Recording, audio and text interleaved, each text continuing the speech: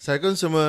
Saya faham sangat kadang-kadang parents rasa macam kata apa banyak sangat komitmen lah, yuran bulanan kena bayar kan, nak beli equipment kan, minyak kereta lah, masa, bila game kena tambah lagi bayaran. Tapi kita kena tengok dari sudut lain sebenarnya.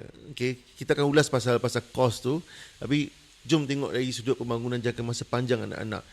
Okay, bila kita training adalah tempat belajar teknik kan, tapi real game sebenarnya penting sebab ia benda yang sesi latihan tak boleh nak bagi. Okay, satu, pressure and stress management.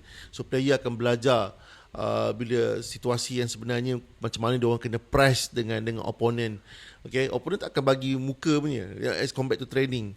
Okay, dan dia akan belajar tentang decision making. Anak kena berfikir dengan cepat, dengan sendiri, dengan dalam masa yang sangat singkat, plus lagi kena press. So benda ni akan bagus untuk membina kognitif dia, membina pemikiran dia, membina thought process dia, bukan saja untuk dia apply dalam bola sepak, tapi dalam kehidupan dia, especially bila dia dewasa nanti. And then antara lain dia akan belajar tentang taktik lawan, so dia boleh adapt dengan situasi, dan seterusnya dapat membentuk orang kata apa, pengetahuan yang lebih mendalam tentang bola sepak. Okey, benda ni juga, game juga akan membina karakter resilient, because dalam game anak-anak belajar tentang kehidupan. Mereka belajar macam mana nak bangkit selepas kalah, contohnya macam mana nak jaga disiplin bila penat, macam mana nak berkomunikasi dengan kawan secara konsisten. Exposure sebegini sebenarnya membina mentaliti juara yang mana mereka akan bawa sampai dia orang dewasa, bukan sekadar kat padang saja. Nah, apa yang berlaku sebenarnya kalau sebut pasal duit ni?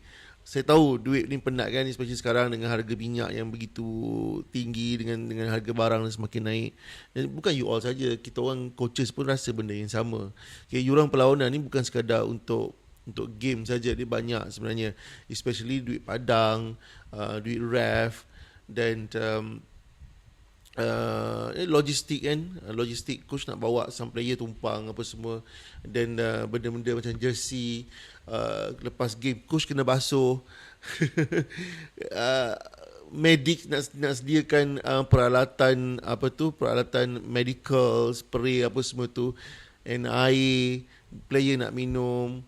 Okay, benda ni semua melibatkan kos. Okay, kalau semua nak letak benda tu atas bahu coach, penat. Because saya percaya dekat luar sana yuran bulanan tak mahal pun. Tak tinggi. Adalah few club yang boleh bagi yang kenakan yuran beratus-ratus, tapi majority club biasanya puluh-puluh ringgit je. And that puluh-puluh ringgit tu sebenarnya just motivasi untuk coach spend their time during the weekend, tinggalkan keluarga untuk mengajar anak-anak kita bermain bola. Antaranya bila banyak game, ada game setengah-setengah tu ada scouter yang ketengok sekolah tengok budak-budak ni sama ada ia bagus ke tak bagus untuk dibawa ke peringkat yang lebih tinggi, ke SSN contohnya, ataupun ke kelab-kelab yang lebih baik. Alright, so benda ni ialah investment, bukan perbelanjaan jangka masa pendek, bukan.